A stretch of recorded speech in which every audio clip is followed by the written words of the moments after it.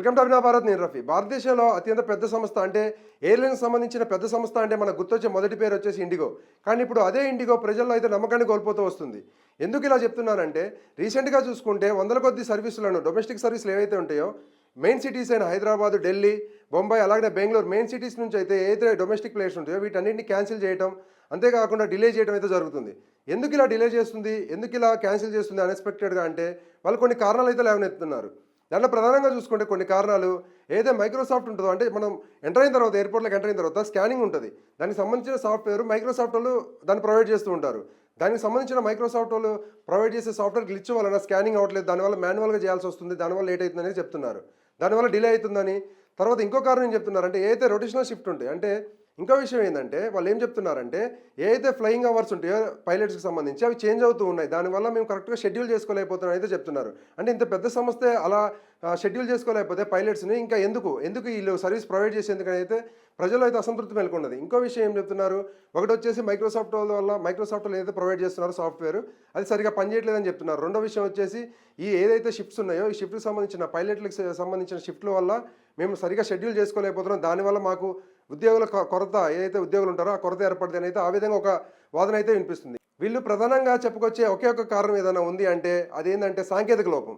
Flight కూలిపోయినా, ఫ్లైట్లో వందల మంది చనిపోయినా, ఫ్లైట్లో ఆలస్యమైనా, ఫ్లైట్ రద్దు చేసినా సరే ఏదైనా సరే వీళ్ళ దగ్గర ఎయిర్లైన్స్ వాళ్ళు కానీ గవర్నమెంట్ కానీ ఏదైనా ఒక కారణం చెప్పాలి అనుకుంటే ఏ ఎయిర్లైన్స్ అయినా సరే మన ఇండియా అయినా అమెరికా అయినా ఏ ఎయిర్లైన్స్ అయినా సరే చెప్పాలి అనుకుంటే సాంకేతిక లోపం వల్ల అయితే అది యాక్సిడెంట్ అయితే చనిపోయారు, సాంకేతిక లోపం వల్ల అయితే మేము డిలే చేస్తున్నాము, సాంకేతిక లోపం వల్ల అయితే మేము క్యాన్సిల్ చేస్తున్నాం ఫ్లైట్ అని చెప్పుకుంటూ వస్తారు. అంటే ఈ ఫ్లైట్స్ క్రాష్ అవ్వడం వల్ల వందల మంది చనిపోయినా అప్పుడు కూడా వీళ్ళు బయటకు వచ్చి దీని మీద దర్యాప్తు చేస్తున్నామని చెప్పేసి ఒక 10 నుంచి 20 రోజులు తీసుకొని దానికి సంబంధించి ఏం చెప్తారంటే టెక్నికల్ ప్రాబ్లం వచ్చింది, సాంకేతిక లోపం వల్ల అయితే వీళ్ళు చనిపోవడం జరిగింది అయితే చెప్తారు. అంటే ఆ ఫ్లైట్ క్రాష్ అయిందనే చెప్తారు.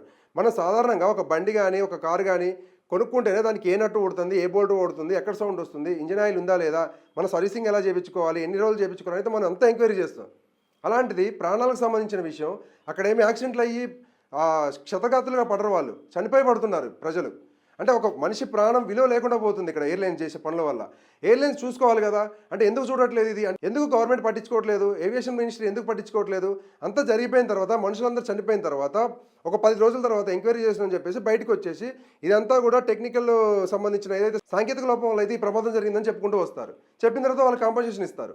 అంటే ఇదంతా చూసుకుంటే చిన్నపాటి కార్లు బండ్లు చూసుకుంటేనే అంత జాగ్రత్తగా చూసుకునే మనము అలాంటిది వందల మంది ఫ్లైట్లు ఎక్కించుకొని గాల్లో వెళ్తూ ఏమైనా జరిగితే ఒక్క ప్రాణం కూడా బతకదని తెలిసి కూడా ఇంత నిర్లక్ష్యాన్ని వహిస్తున్నారంటే ఎయిర్లైన్స్ మీద ఎలాంటి చర్యలు తీసుకోవాలి గవర్నమెంట్, కానీ చర్యలు ఎందుకు తీసుకోవట్లేదు? జరుగుతూనే గత 2 సంవత్సరాల నుంచి చూసుకుంటే మన దేశంలో కానీ పక్క దేశంలో కానీ ప్రతి దేశంలో జరుగుతూనే ఉన్నాయి.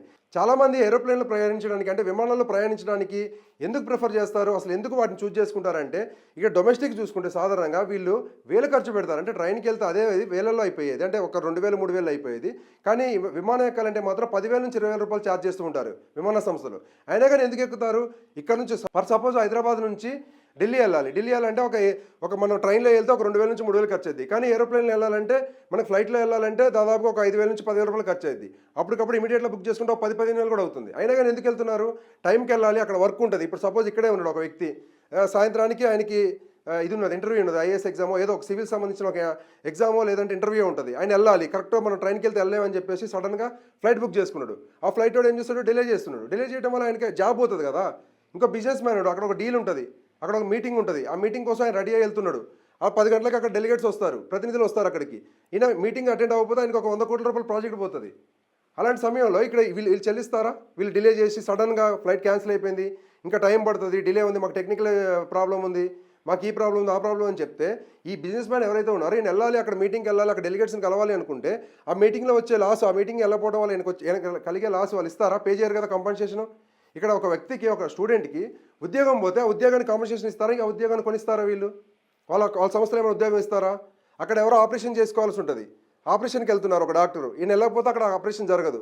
ఈ డాక్టర్ అక్కడికి వెళ్తాడు, అక్కడికి వెళ్ళాలంటే ఫ్లైట్ ఉండాలి, ఫ్లైట్ ఎక్కుదామని బుక్ చేసుకుంటాడు, కానీ వాళ్ళు క్యాన్సిల్ చేస్తారు లేదంటే డిలే చేస్తారు. అంటే అక్కడ పేషెంట్ చనిపోవాలా? అంటే ఓవరాల్గా చూసుకుంటే ఈ ఏరోప్లేన్ సంస్థలు ఏదైతే ఉన్నాయో ఇవన్నీ కూడా మనుషుల ప్రాణాలతో చెలగాటమాడుతున్నాయి. అయితే ఇండిగో సంస్థ వల్ల ఇలా ప్రయాణికులు ఇబ్బంది పడుతున్నారో, ఈ ఇబ్బంది పడుతున్న టైంలో సరే ఫ్లైట్ అంటే క్యాన్సిల్ అయిపోయింది, సరే రద్దు అయిపోయిందో క్యాన్సిల్ ఏదో ఒకటి జరిగిన తర్వాత పేమెంట్ అనేది రీఫండ్ చేయాలి కదా. వాళ్ళు రీఫండ్ ఎలా చేస్తున్నారంటే కొన్ని సంస్థలు అయితే డైరెక్ట్ మన సోర్స్ అకౌంట్ ఏదైతే ఉంటుందో బ్యాంక్ అకౌంట్ ట్రాన్స్ఫర్ చేస్తున్నారు. ఆ 10,000 20,000 ఎంతైతే అమౌంట్ ఉంటుందో అంత టికెట్ ఫేర్.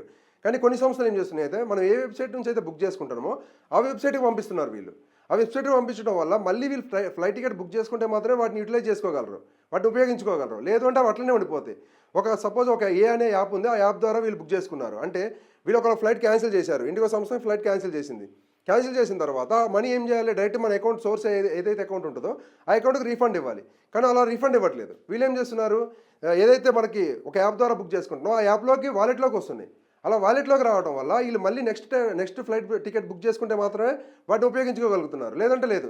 ఇప్పుడు ఈరోజు ఫ్లైట్ క్యాన్సిల్ అయింది, వాళ్ళు వేరే మార్గం వేరే ద్వారా వెళ్ళిపోయారు, మళ్ళీ ఒక సంవత్సరం తర్వాత వీళ్ళకి ఫ్లైట్తో అవసరం ఉంది, అప్పుడు దాకా వెయిట్ చేయాలా డబ్బులతో?